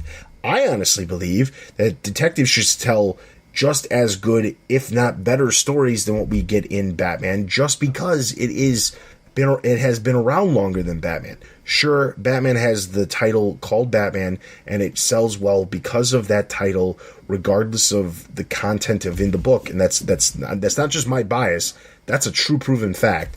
But Detective Comics should sell just as well because Batman's a character. I mean, it's been around where the vast majority of comic book readers, you say Detective Comics, they know it's Batman, or at the very least, Batman Universe characters. And the thing is, when you have these just like generic Batman fights a villain story, and there's no like immediate payoff or impact on what's going on, it just doesn't make any sense. You could do a story like that anywhere, but you should not be doing it in one of the longest running comic book series of all time. It just shouldn't be happening. So. I don't, have the history or the appreciation for the legacy, but it's not good. Like, Batman is written poorly. The art isn't. I didn't like the art all that much. There's no detecting. Batman just knows everything. Duke's appearance in here is almost like he could have just been the Bat computer. Could have been anybody. It could have been anybody. It literally could have been anybody. I know the TV show Gotham is a favorite here on the podcast. But one thing that happens way too much in that show is that the GCPD bullpen gets shot out. It's like I think twice a season, half the cops in Gotham get shot just because someone walks in, and it's bad. It's always bad. And it's like, why is that happening in the comics? The comics are better than that. And it's just, I could talk on and on and on, but it's just bad. It's insulting, I think, that, like you were saying, one of the legacy books is that this is what we're getting. It just goes to my relative frustration since Tynan left. And I liked Brian Hill, but it seems like since May of this year, DC has been unable or unwilling to commit to serious long-term stories by a consistent creative team on any title except Batman. And we've just gotten fill-in arc after fill-in arc on Wonder Woman, Aquaman. Now, technically it's not fill-in on Aquaman, but it's clearly vamping for time until we get the reboot next month. Yes, and I think that's happened in a lot of the books. I think it's just like a lot of these books are just in like this holding pattern fill-in for some unknown reason. Fill-in team, and I'm not just talking about the art for the double shipping. I'm talking about writers that just throwing these writers. James Robinson's the worst one of the lot in terms of his fill-in work. I mean, I've got a lot of heat about not liking James Robinson before, but I think no one can really defend what he's doing right now. I mean, I guess some people could, but No one I know is defending it right now. And they need to have a direction for the entire line, the entire universe, and they clearly don't. Yeah. Yeah. I'm just going to leave it at that because, quite honestly, I just don't want to spend any more time talking about something that I just was really, really super frustrated with reading. I honestly want to give it like a 0 out of 5, but I did enjoy some of the art. That's not to say that it like benefited the issue at all, but because the dialogue and the writing is so bad, it just takes away from so much of it. I'm going to give it a 1 out of 5, and that is literally only because of the art. There's issues with the art, but I'm going to chalk it up to the writer. Just so everybody knows that there's different ways that people give ratings. I know that there are some people on the site, some staff, that they take the rating and they say, all right, it's out of 5, 2.5 is designated towards the art, 2.5 is designated towards the writing. What do I rate the art and the writing for? I don't work that way. I work as it's a singular book, regardless of whether the art could be like the most amazing piece of art you could see. It could win awards, but if the writing sucks and the story sucks, it's not going to win awards. It's just how it works. Like, you can have the best artist in the world writing, or doing the art for the worst written stuff, and no one's going to care. It doesn't matter. So that's the thing. So, like, I just want to clarify that. So 1 out of 5. 0.5 out of 5. 1 out of 5. This is terrible.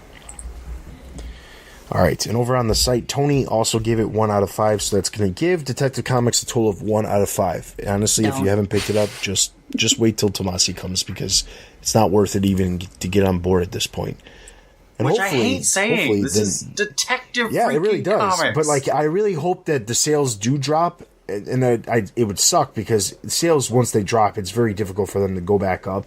It's very difficult for especially established. I mean, they're going to get a massive sales bump on 1,000, but it would suck if that was the only reason that sales bumped. Yes, and the thing is, ultimately, it just comes down to, I can't see this series recovering before 1,000 because of what they're doing with this. Brian Hill's stuff was good. If people were reading Titans, Hill's was a great story to like come after it. But at the same time, like, this James Robinson thing, I don't know what they were thinking. Like, obviously, I would have preferred if Tomasi, they just skipped the James Robinson thing and had Tomasi come on, and maybe that was the intent all along, because Tomasi had been saying that, he was going to be working on a project, and I think the assumption out there and a lot of rumors out there was that he was going to be working on Detective Comics, and for whatever reason, he couldn't come on as early as like the end of Hill's story, and that's why we got this Robinson story. But man, oh man, I really hope that the sales do drop, just for the sheer fact that I hope DC realizes that this was a really bad idea. Stop putting Robinson on books. All right, so that is all of our main books. Let's over to the site for Greater Gotham.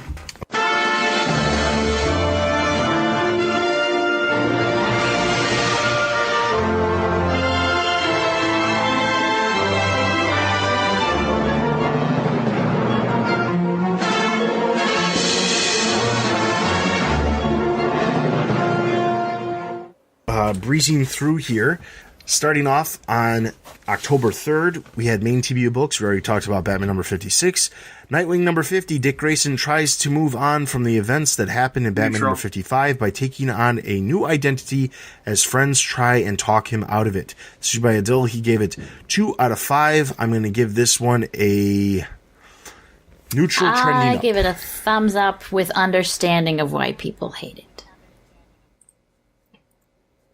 Thumbs up. And I'll say this, if you want to learn more about Nightwing number 50, Nightwing number 50 is actually going to be the first TBU extra for the month for our Patreon supporters. So if you are supporting us at the $10 level or higher, you actually will be hearing some of the staff talk about Nightwing number 50 just in a little bit of time, or by the time you're listening to this, it might actually already be out. But that is the TBU extra, the first TBU extra for the month. So if you are a Patreon supporter, that's what you can look forward to. If you're not, support us if you want to learn more about feelings about Nightwing number 50. Harley Quinn number 51, Captain Triumph, a Golden Age hero trapped in our time by Harley by accident, struggles to adjust to life in the modern world as Harley tries to make him feel better. This is by David. He gave it 3.5 out of 5. I'm going to give this one a neutral. Thumbs down. Abstain. Secondary TBU books. Batman the Max, Arkham Dreams number 1. A new Dark Knight is on the streets of Gotham and Batman intends to find out who it is. This is by Bob. He gave it 3 out of 5. I'm going to give this one a neutral. Abstain. Thumbs down. Main DC Universe books, Adventures of the Super Sons number 3. After being split into 2 versions of himself, Superboy must get control of his selves to help Robin battle a team of alien child supervillains. This is by Bill. He gave it 4 out of 5. I'm going to give this one a neutral. Thumbs up. Way up. It's awesome and hilarious. Deathstroke number 36. Slade Wilson, trapped in Arkham Asylum, fights for sanity as all avenues to reality warp around him. This is by Ian. He gave it 4 out of 5. I'm going to give this one a thumbs up. Thumbs up, question mark. Justice League number 9. The League experiences some rare downtime as Superman deals with a threat in space. This is by Corbin. He gave it 3.5 out of 5. I'm going to give this one a neutral. Abstain. Wonder Woman, Justice League Dark, The Witching Hour number 1. The Justice League ignore Diana and Zatanna's call for help when Hecate is what I'm going to say, but I doubt that's right. I want to say Hecate, like Tecate beer, but I don't think that's right, so I'm going to stick with Hecate for now. Arrives, and that was read by Tony. He gave it 4 out of 5. I'm going to give that one a neutral. Abstain. We covered that specifically because that is tying into what's happening in Justice League Dark. There's also a crossover between that and Wonder Woman, the normal Wonder Woman series as well. So that's why we covered it. So there's that. Okay, secondary DC Universe books. Green Arrow number 45, Nightwing, Red Hood, and Barbara Gordon all appear in the issue. Injustice 2 number 35, which includes digital chapters number 69 through 70. The Injustice versions of Deadshot, Man-Bat, Killer Croc, Orca, Poison Ivy, and Ra's al Ghul all appear in the issue. Moving over to October 10th, we have main TBU books. We already talked about the horrific Tale of Detective Comics number 990. Red Hood Outlaw number 27. Shortly after his introduction into the Underlife Gang, Jason stops at a diner in Middle America to learn more about the organization's criminal activities. After a beatdown from some local Underlife members, Jason speaks with Bruce about the death of Roy Harper and his own potential. This is by Bill. He gave it 4.5 out of 5. I'm going to give this one a thumbs up. Thumbs up. Thumbs up. Way better than Red Hood number 25. I don't know why. This is just so much better. Catwoman number 4. Selena visits her sister Maggie in the hospital and remembers events from their shared past, but there are evil forces that wish to do Selena harm and don't care who gets hurt. This is by Jerry. He gave it 4 out of 5. I'm going to give this one a neutral. Thumbs up. Thumbs way down. Why would you remember eating your husband's eyeball? No. Traumatizing. No secondary TV why did books. you bring that back? That was wiped out. It was a good thing to be wiped out. All right, no secondary TBU books. Main DC Universe books. Curse Comics Cavalcade number 1. A group. What's the right way of saying that? I think it's Cavalcade. That is Cavalcade. Right. Cavalcade. All right. Curse Comics Cavalcade number 1. A group of 10 short, spooky stories featuring various members of the DC Universe. Issued by Paul. He gave it 3 out of 5. If you're wondering, Catwoman, Batman, and Robin all have their own stories, or stories with other characters, but they all have stories featured in it as far as the Batman universe. Go ahead. I'm going to give that one a neutral. Thumbs up, but I really wish they had, killed off some superheroes for fun, but they didn't. It all could have been in continuity, and they didn't have enough fun with it, I don't think, as they could have. I'm going to give it a neutral. It was fun, but this is not worth $10. Yeah. This is it's way too expensive, but it's I think fun. the problem is that there's just they do this. The problem is that every single one of these, and Paul has been reviewing. He reviewed the villain special back, the beach blanket special that happened in July. He has the best way of phrasing it. He basically says these things are just basically they're complete mixed bags. You get some stories that are really good. Yeah. You get some stories that are just not very good at all, and then you get some stories that are just what were they like? Clearly they're trying to do something here, but like I don't understand what they're trying to do. The problem is, well, this one I know what they're trying to do. This is clearly the haunted house Halloween stories, and they had a formula. Like every single one of these stories ends with the villain like showing up somewhere else. It's like they got beaten, but they show up somewhere else. And I'm just sitting here thinking, you gave everyone a script, didn't you? I wish they, when you're doing these Halloween specials, they don't have to be in continuity. You can do whatever you want. And they all had semi-happy endings, and the good guy wins, and it's like, ugh, that's blah. Yeah. Like, if anything, it would be cool to get something that, you know, is not, like, wouldn't it be cool if they did a Halloween special where, like, the like, Scarecrow infects a bunch of people at Arkham or something, and you see their fears. But but each of the villains, or it doesn't have to be the Arkham or whatever, because that would just mostly be Batman characters. But like you get like a group of characters that somehow get, or even the heroes, that would even be more interesting. Like just seeing their like ultimate fear of what could happen, and you see them dying. But by the end of the entire like collection, you realize that, well, this isn't all real because this was just what their fears were. So none of them actually die. Still all could be within continuity, but this is what they ultimately fear. That would be a cool take on it. But, that would be cool too. All right, Suicide Squad number 47. Captain Boomerang is allowed to take a trip back to Australia to deal with a spy mission. This would be by Bob. He gave it 4 out of 5. I'm going to give this one a neutral. Thumbs up with a desire for a Captain Boomerang super spy book. Abstain. Titans number 27. The Titans cope with the loss of one of their own, while one is critically injured. This is by Paul. He gave it 1.5 out of 5. I'm going to give this one a thumbs down. Neutral, trending down. Thumbs down. I honestly feel I wasn't joking earlier when I said that if Nightwing is not going to be in Titans, we will not be covering Titans anymore. I like Kyle Rayner, but he's not worth reading this garbage. All right. Secondary DC Universe books. Plastic Man number 5, Hugo Strange, Man-Bat, and Crazy Quilt appear in the issue. Wonder Woman number 56, Man-Bat appears alongside Justice League Dark. As far as TBU trades and hardcovers that have released in the past 2 weeks, we've got Batman Night Quest, The Crusade Volume 2 trade paperback, Batman White Knight trade paperback, Harley Quinn by Amanda Conner and Jimmy Palmiotti Omnibus Volume 2 hardcover, Justice League The Dark Side War DC Essential Edition trade paperback, Teen Titans Volume 3, The Return of Kid Flash trade paperback, Suicide Squad Unwrapped by Jim Lee hardcover, Red Hood and the Outlaws, The New 52 Omnibus Volume 1 hardcover, Absolute Kingdom Come New Edition hardcover. That is everything that's released in the past 2 weeks. Again, as always, if we gave a thumbs up, thumbs down, or neutral rating, or even abstained, all of those books have full reviews and synopsises over on the site, so you can check out those. We review all kinds of comics every single week. Wednesdays is all the Batman books, Thursday is all the Greater Gotham stuff, and then Fridays is all the DC Universe titles like the team books and things like that. So if you are interested in any of those reviews, be sure to head over to the site every Wednesday, Thursday, and Friday for all kinds of review content over on the site. Literally every single week there's at least 5 books that we cover. There are some weeks that we have way more than that. There are literally some we have over 10. So there's a lot of books we review. So if you are interested in that, take a look. And if you do take a look and you are finding those reviews interesting, please be sure to comment on those reviews, because the writers of those reviews always love interacting with the people who are actually reading the reviews. So be sure to do that as well. Or join us on Discord and interact with the writers directly. We're always up to talk about what we wrote. There are tons of, pretty much, I'd say the vast majority of the staff that writes reviews on the site is very active over on the Discord. If you have not joined our Discord, please do. It doesn't take anything more than just having an email.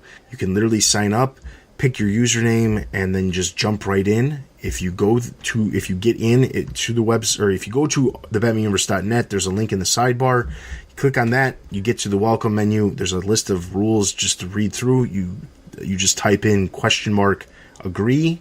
The symbol $agree, and then you're in, and you will be around at least 30 other Bat fans, including staff from the Batman universe, and you can talk about all kinds of stuff. There was big discussions about Titans, because that just premiered. There's big discussion about all kinds of news coming out of New York Comic Con. There's talk about all the comics every single week, the new comics that release, all kinds of stuff to talk about, so be sure to check that out if you haven't already. If there's any DC staff listening, our Nightwing board just had some excellent ideas for other plots, like sending him to Hawaii as a lifeguard or something. Which I don't see happening, but I would read it over what we're getting now. All right, so unfortunately, we are not going to get to listener Q&As this episode or a Monkey Watch, mostly because we just had that massive conversation about the direction of the books earlier, which I'm sure the vast majority of our listeners actually enjoyed us talking about that. But that's going to keep us from reading listener Q&As and getting into Monkey Watch. However, before we go, because it's not just me here, obviously.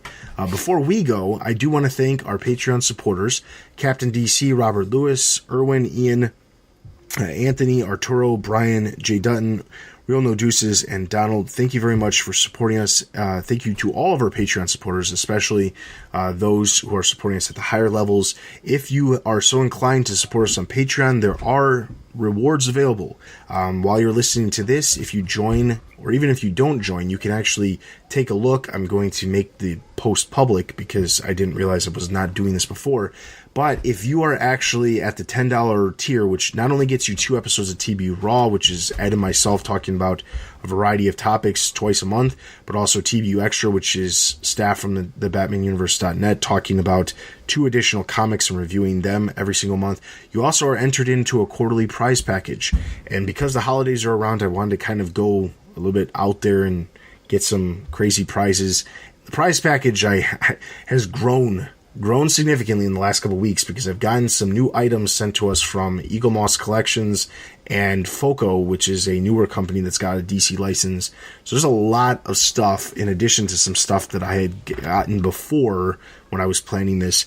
So I don't have a total value. I'll have the total value, but if you're not a Patreon supporter, you'll still be able to go to patreon.com/thebatmanuniverse and actually see the post that says what the prize package is and see what it is. The goal is to have everybody enter by the time December rolls around and you get all the charges go through for the beginning of December.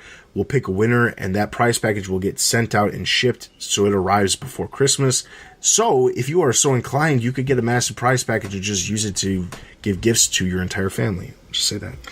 Are you entered by any level or just the higher level? The $10 tier you're entered in. If you are in the any of the tiers from $10 up, you get an entry. Multiple months. You can also just do one $10 tier for the next 3 months, and you'll just get one entry, but you still have an entry into it. Mm-hmm. So you're not forced to do $10 every single month. You just have to do $10 for at least 1 month to get an entry into the prize. Mm-hmm. So that's how it works. So I encourage you to do that if you haven't. Obviously, the higher we get to our goal of $300 per month, which is the goal we need to kind of get to make sure we have the ability to bring back the Batman Universe podcast, which is our next goal. That is what we're aiming for. Ed and I are already in the works of getting everything ready to bring back the Batman Universe podcast. We just need to get as close as possible to that goal. So, we greatly appreciate there have been some actual new supporters that have come on board in the last month. If you're listening to this, I'm assuming some of you who are listening to this have actually taken upon yourself to come and join, because I don't know, if you're not listening to this, how many people. The problem is I don't know where people come from who are supporting us. I don't know if they're coming from another podcast or if they're specifically listening to us. I would assume they're listening to the Comic Cast, but then again, I don't know. So, that all being said, I encourage you to support us. If you don't wish to support us on Patreon and you just like to do a one-time donation, you can do so by going to the website, clicking the Support TBU at the top menu bar. That will allow you to get a link to the PayPal where you can just send us money via PayPal using any form of payment, bank account, credit card, and it's all secure, so you don't have to worry about that. And you don't have to worry about reoccurring charges if that's what your concern is with Patreon. And if you have no desire to give us any monetary funds, by all means, we are always looking for people to review comics, write news for the website, video editors, audio editors, graphic designers, people who deal with building websites and that kind of stuff, web developing and things like that. So if you have any of those skills, or you are aware of people who have those skills who might be able to help us out, please get in touch with us at tbu@thebatmanuniverse.net, and we will be sure to find a way for you or the people you know to help out TBU. So with that is everything for this episode. I will say right before we go that I will give you a small hint of what we were going to talk about, but let's be honest here. If we talked about this is going to open up a giant can of worms that we do not have the time to discuss because of the limit on how much time we can have for an episode. But our Monkey Watch was going to be, and we will still do this, but it just gives, I guess, my co-host some time to think about this even more. The Monkey Watch was going to be, if you were to kill any member of the Bat family, which one would it be? And the Bat family is defined as Batman, Dick Grayson, or I should say Batman, Bruce Wayne, Dick Grayson, Tim Drake, Jason Todd, Damian Wayne, who else did I say? Stephanie Brown. Kate Kane, Cassandra Cain. So it'd have to be one of those characters. It couldn't be like somebody like Harper Row who's not on the outs. She's not, like that would be an easy one. Everybody would just say that. I think Duke Thomas was also on there too. He was. I'll be sure to define that. But if you have any take on those, send your comments in.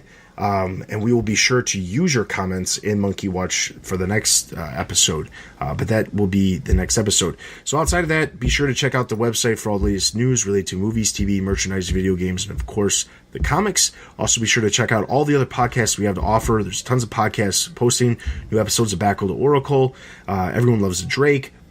Bat fans, Bat Books for Beginners just posted Batman R.I.P. as their last episode the week prior to you listening to this.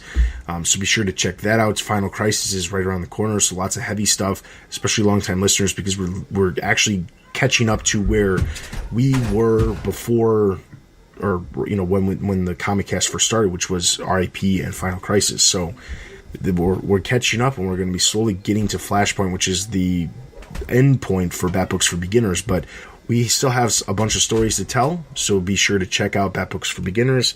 Outside of that, follow us on Facebook, Twitter, and YouTube for all these news and videos. Join the Discord and chat with staff from the Batman universe and other Bat fans about all the stuff that's happening within the Batman universe. With that is everything for this episode. This is Dustin. This is Steph.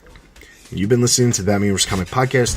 We'll see you guys in 3 weeks because October is a 5 Wednesday week month. So we'll see you guys in 3 weeks.